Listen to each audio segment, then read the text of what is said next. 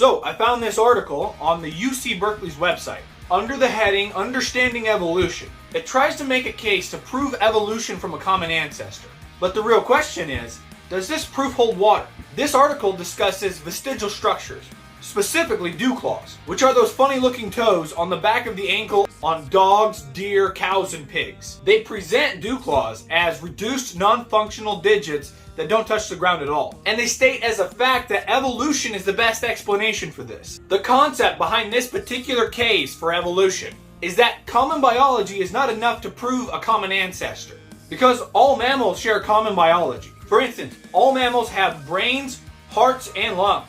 And although they're not all identical, they do all share the same basic biology. And they all basically work the same way. That does not prove common ancestry. Because if we assume a worldview of creation, which is only fair, since their case for evolution assumes the worldview of evolution. For a creationist, the common anatomy seems to lead you to believe in a common designer. There's a principle in design. If you design something that works well, then you should reuse it. You know, why would you reinvent the wheel if you don't need to? For instance, the Ford Motor Company has put a V8 engine in every pickup, work van, and sports car they've ever made. But this case doesn't hold up very well if the common anatomy has no purpose or function. Which is why they made it very clear that Dewclaws have no function at all. Because if the common body part has no function whatsoever, then it wouldn't have had any reason to evolve that way. And also wouldn't have had a reason to be created that way. Which leads you to believe that the most likely explanation is that all these different animals that share this useless body part also share a common ancestor, which had a use for the body part that eventually became the Dewclaw.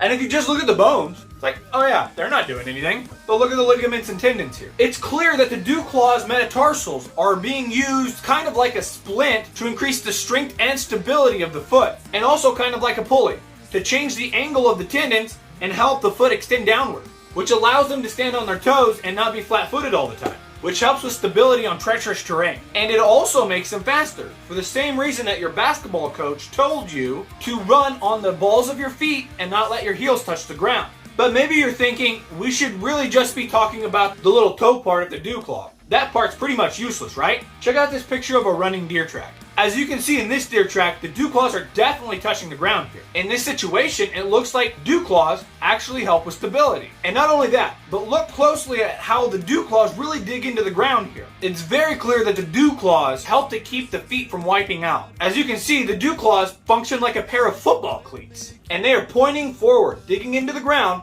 to really help stop the feet from sliding forward, especially in more treacherous terrain.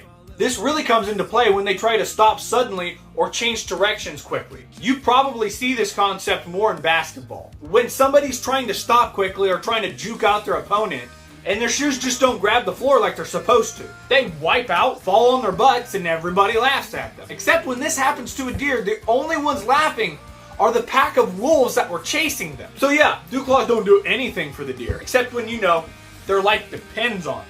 And beyond that, the little hoof things on the Dewclaws protect all the ligaments and tendons on the back of the foot and lower leg. Let's look at that deer track again. In this situation, the Dewclaws hold that ankle off the ground. And if this ground was hard, it would be holding it up even further. This protects the ligaments and tendons from being bruised, torn, or cut up by sharp rocks, which keeps the deer from going lame. Which is important because being able to run fast and being more sure-footed than its predators is a deer's main defense mechanism. So, let me explain. No, there is too much. Let me sum up. They claimed that Dewclaws have no function in an effort to prove that it was a leftover vestige passed down to all kinds of different animals from one common ancestor. We have found that Dewclaws are actually very useful in very important ways. We have found that the Dewclaws' metatarsals give the foot more stability, as well as an anchor point for ligaments and tendons, giving the foot better mobility. And if we're just talking about the toe part of the Dewclaw, it gives the deer better footing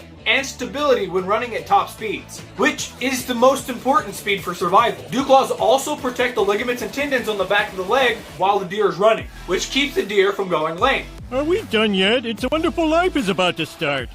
Long story short, this proof for evolution does not hold water. You're watching Renegades of the Redeemed.